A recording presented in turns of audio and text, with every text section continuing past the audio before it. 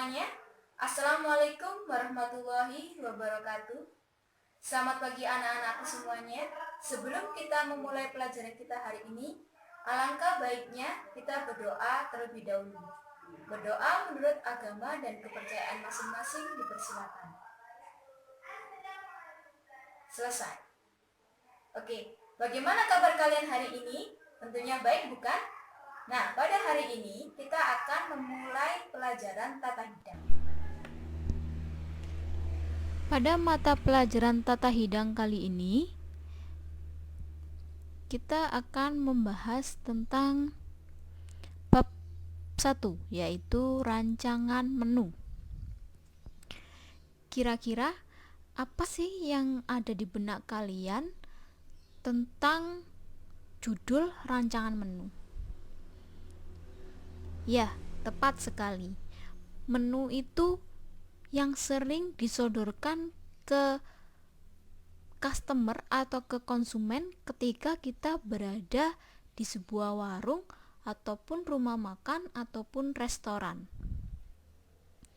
Nah, di sini kita akan mempelajari tentang pengertian dari menu, jenis-jenis menu, kemudian faktor-faktor yang mempengaruhi tentang menu.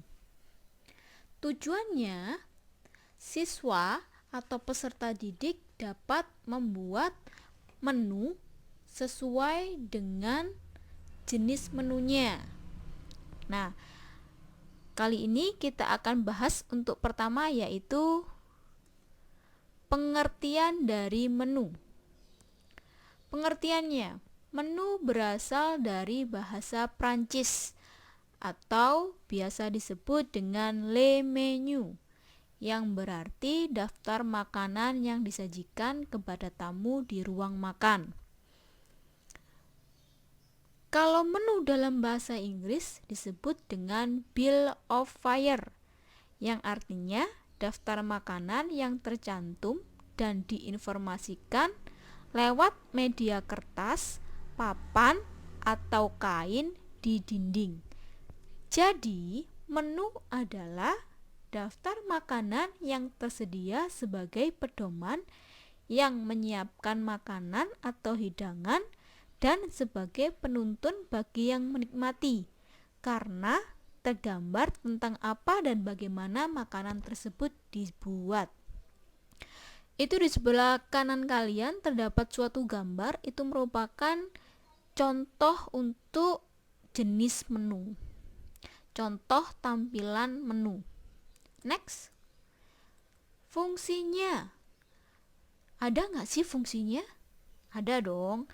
Nih, yang pertama, 1. Menetapkan kebutuhan bahan makanan.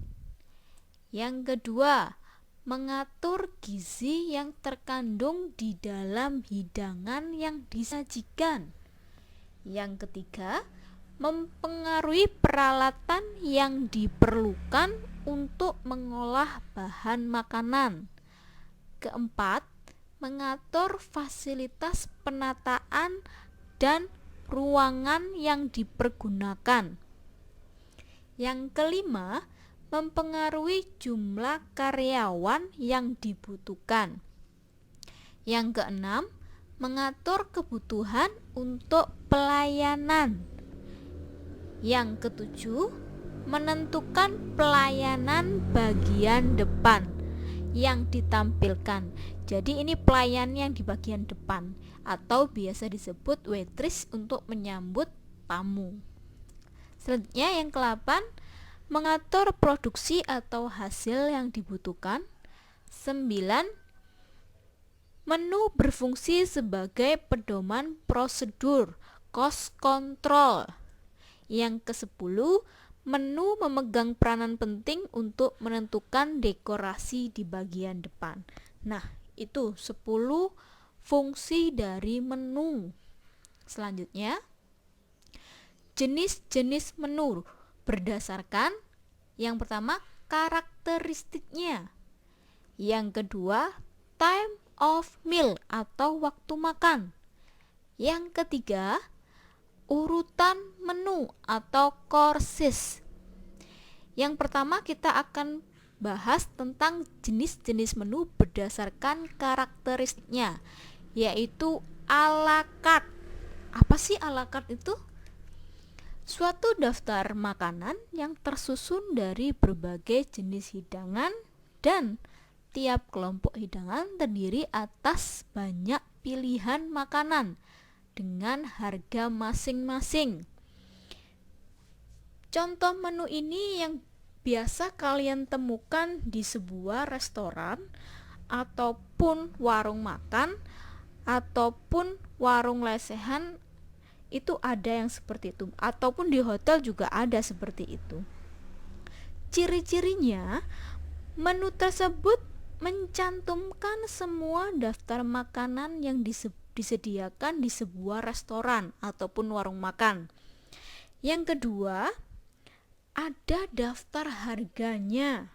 Nah, jadi ada makanan, ada jenis hidangan, di sebelahnya juga ada daftar harganya. Fungsinya untuk apa? Fungsinya supaya bisa membayar atau konsumen bisa membayar sesuai jenis dan harga makanan yang dipesan. Nah, itu fungsinya. Contoh daftar menu yang a la carte itu ada di samping kanan. Seperti itu contohnya, ada hot appetizer, ada salad, ada soup, ada vegetable, ada side dish, ada pasta, ada seafood, ada chicken entry, dan fill entry. Dan semuanya di situ ada jenis hidangan dan sebelahnya juga ada harganya. Next, menu table do. Menu table do adalah suatu daftar makanan yang tersusun dari berbagai jenis hidangan atau satu set susunan menu yang mempunyai satu kesatuan harga. Nah, itu biasa dijumpai di sebuah hotel pada waktu jamuan makan atau table manner. Makanannya atau hidangannya mulai dari appetizer, soup, main course, sampai dessert. Nah, itu merupakan satu set susunan menu. Dan di bawahnya juga ada harganya. Berapa sih menu per satu set itu? Nah, berikut contoh gambar satu set susunan menu atau menu table do di sebelah kiri kalian. Bisa kalian lihat sendiri. Lanjut, mix menu. Mix menu adalah campuran antara a la carte menu dan table do menu. Jadi di sini mix menu itu adalah campuran antara a la carte dan table do. Jadi ada yang menu dengan hidangan tersendiri dan harganya tersendiri, juga ada menu yang paketan atau satu set susunan menu. Bisa dilihat di contoh sebelah kanan, itu adalah kartu menu contoh yang mix menu. Next, special party. Susunan beberapa makanan khusus yang akan dihidangkan pada suatu jamuan atau pesta yang bersifat khusus juga. Jadi special party ini adalah menu khusus. Jenis-jenis special party menu. Yang pertama adalah cocktail party atau jamuan koktail. Yang kedua, business lunch atau jamuan promosi. Yang ketiga adalah grup atau jamuan untuk rombongan. Yang keempat, state banquet atau jamuan kenegaraan. Jadi biasanya menu ini sudah dipesan sebelumnya. Menu ini terdiri dari makanan pembuka tentunya dengan beberapa menu. Misalnya cocktail party, jadi nggak boleh dicampur di sini. Cocktail party ya menunya untuk cocktail party tersendiri juga. Dan di situ juga tertera berapa sih jumlah per orangnya, berapa sih jumlah untuk per paketnya untuk menu cocktail party. Nah, di situ. Nah, contoh tampilan menu yang untuk special party bisa dilihat di situ. Di sebelah kanan kalian itu adalah sebuah contoh untuk menu yang special party. Next, jenis menu berdasarkan time of meal atau waktu makan. Yang pertama, breakfast, yaitu sarapan. Sarapan dimulai pukul 06 sampai jam 10 WIB. Ada menu sarapan continental breakfast atau simple breakfast yang terdiri dari hidangan, sari buah atau buah-buahan, roti dengan mentega dan selai, serta kopi, teh atau minuman panas. Lebih simple ini. Jadi cuma ada 3, buah, karbo, dan minuman. Selanjutnya, American breakfast atau club breakfast terdiri dari hidangan, sari buah atau buah-buahan, roti dengan mentega dan selai, telur ayam dengan ham atau bacon atau sosis, serta kopi, teh atau minuman panas. Jadi di situ sudah ada kelihatan bedanya antara simple breakfast dan club breakfast. Perbedaannya terdapat dari tambahan protein, yaitu telur ayam, ham, bacon ataupun sosis. Selanjutnya Indonesian breakfast. Nah, ini yang sering kalian lakukan ketika sarapan pagi, yang sering kalian makan, atau hidangan sarapan pagi yang biasanya ibu kalian siapkan.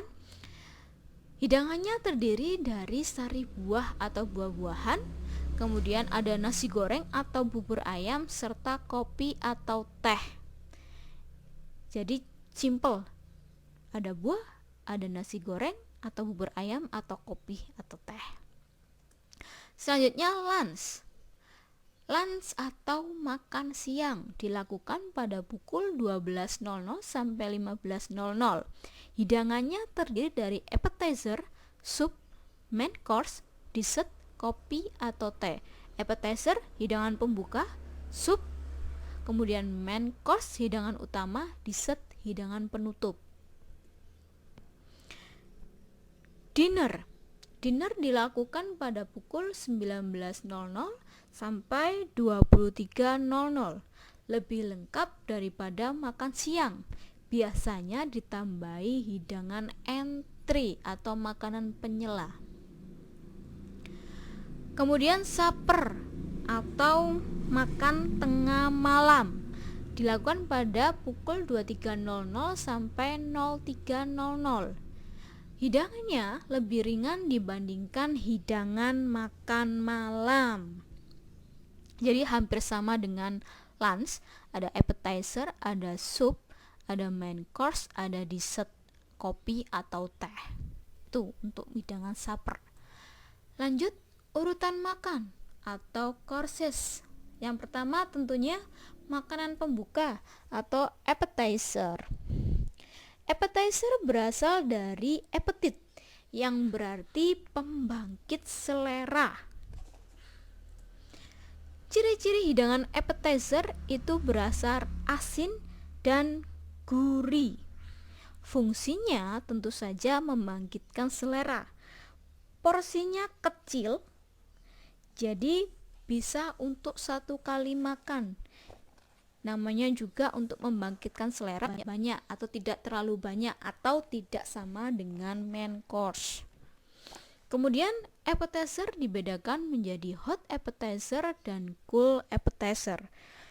Contoh hidangan makanan pembuka panas itu adalah risoles. Itu adalah hidangan pembuka panas. Contoh lagi cheese souffle. Yang lainnya Quiche Lorraine, itu adalah contoh hidangan pembuka panas. Kalau yang dingin, Bu. Nah, kalau yang dingin contohnya adalah macam-macam salad. Bisa salad sayuran, bisa salad buah dan sayuran, bisa cocktail salad. Semua jenis salad itu termasuk hidangan pembuka. Ada lagi yang bukan jenis salad, yaitu aspik jelly dan galantin. Kemudian ada satu lagi, kanape. Dia bentuknya sama seperti sandwich, hanya saja porsinya lebih kecil daripada sandwich. Selanjutnya, makanan utama atau main course. Main course terdiri dari lauk, karbo, dan sayur.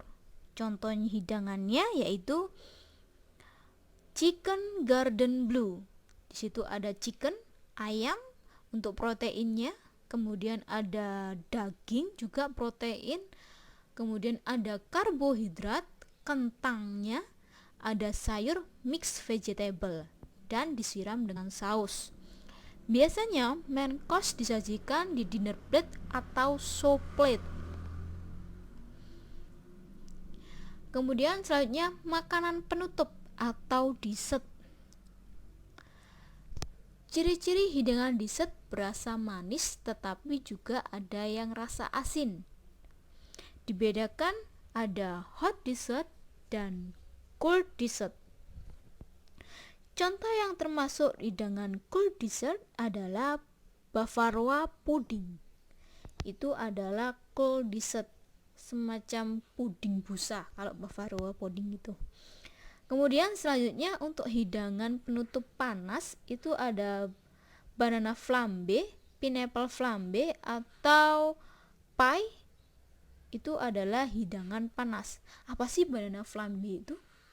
Banana flambe itu adalah pisang bakar yang dikasih es krim di atasnya. Kalau pineapple flambe berarti nanas yang dibakar atau dipanggang. Ya, sudah tahu bedanya ya. Kalau dessert yang dingin disajikan dingin, kalau dessert yang panas juga disajikan dengan panas ya.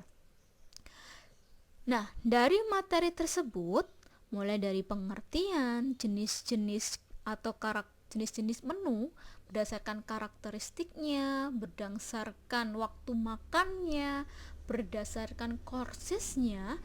Jika ada pertanyaan, kalian bisa menghubungi ibu lewat WA yang sudah tertera di situ. Tentunya dengan etika untuk berkomunikasi dengan cara message atau pesan. Nah, untuk mengukur kegiatan kalian apa bisa terserap semua materi yang ibu sampaikan tadi, kalian disuruh membuat tugas resume tentang materi tersebut. Resume itu apa sih, Bu? Resume itu merangkum poin-poin dari materi yang sudah ibu jelaskan tadi. Nah, tugas tersebut dikumpulkan di kantong tugas. Alamatnya sudah tersedia di situ. Nanti pengumpulannya dilakukan secara mandiri. Kalian klik di situ, nanti sudah ada namanya, diisi nama kalian, kemudian ada kelasnya dan ada jenis tugasnya. Di situ sudah saya jelaskan, sudah tertera juga bagaimana sih cara mengisi atau mengupload tugas kalian di kantong tugas tersebut. Nah, demikian pembelajaran kita hari ini tentang bab merancang menu. Wassalam.